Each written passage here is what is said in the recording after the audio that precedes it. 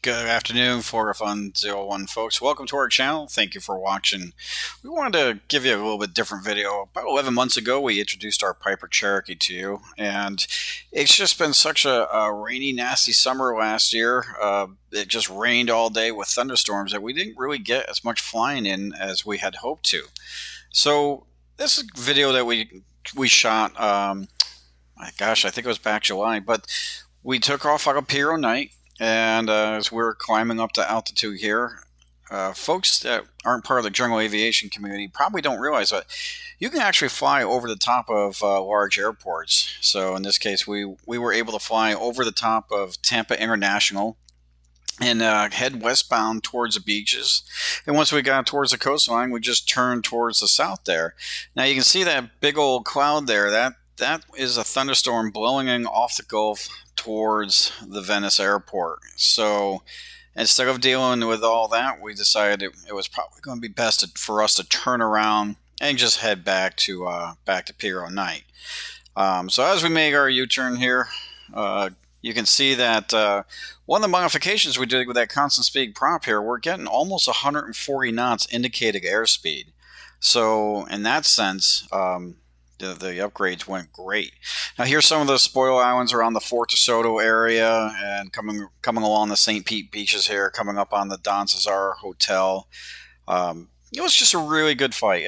It wasn't even all that bumpy, even though all that air was pretty turbulent. But then we just reversed course there, and we started coming back along the Courtney Campbell Causeway, and heading towards back over towards the over the top of Tampa International. As you can see here, I'm kind of lining up. I don't know if you guys can see the bridges there, but going to line up over the Courtney Campbell Causeway and just go directly over the top of Tampa International, and back over towards the Davis Island Airport here. And these are just some of the spoil islands that we took as we were coming back. Just a couple other pictures here I thought you guys might want to appreciate. We're about 3,000 feet right now. I don't like to go too much lower because a lot of the banner towers will be down about 1,000 feet there, trying to advertise to the beach folks. But here we are. We're coming back over the top of coming over Davis Island and back into the pier night. You see that cloud, that thunderstorm that's hanging out there.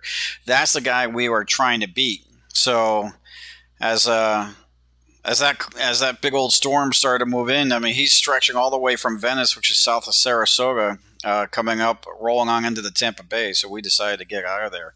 Now you'll see, this was just a photo we ended up taking after Hurricane Michael came up through the Gulf. About a week later, it was a perfect day for flying, as all that turbulent weather from the hurricane was moving north and unfortunately causing so much havoc up north. But you can see that what you're seeing there is actually the remnants of red tide. It was a very, very tough year in the Tampa Bay area for red tide. Thousands upon thousands of fish. So many fish died, they were actually weighing it by the pound. I don't even remember how many it was, but it was pretty darn bad. It was the governor actually declared a state of emergency. It was so bad.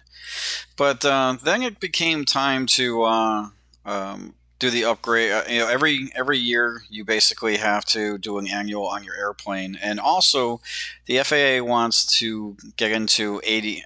All aircraft are going to be required to be ADS-B compliant by 2020. And if you're wondering what ADS-B compliant means, essentially it means instead of always ground-based communications, they're now going to be satellite-based communications. And so the some of the equipment, the avionics in the airplane is going to not only get its information from satellites, but it's also going to communicate with the ground-based stuff. You can notice the airman airport you're going to. You can get updated weather.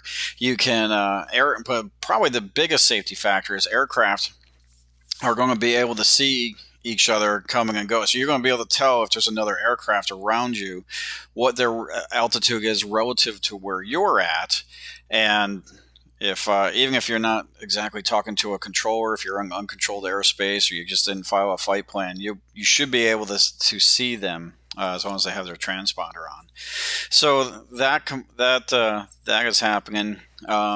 Unfortunately, as we started getting into this compliance and we just upgraded to radios, we started our annual, and we may or may not have some spar corrosion. Now, the spar is basically the main structure inside the wing that provides all the support to it.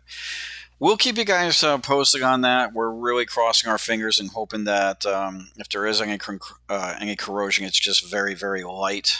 But we'll keep you guys posted. Hope you guys enjoyed the video. Likes, comments, subscribe, and let us know if you guys want to see more flying videos, more things about the Piper Cherokee. We'll be happy to share that with you. Until then, have a great week, guys.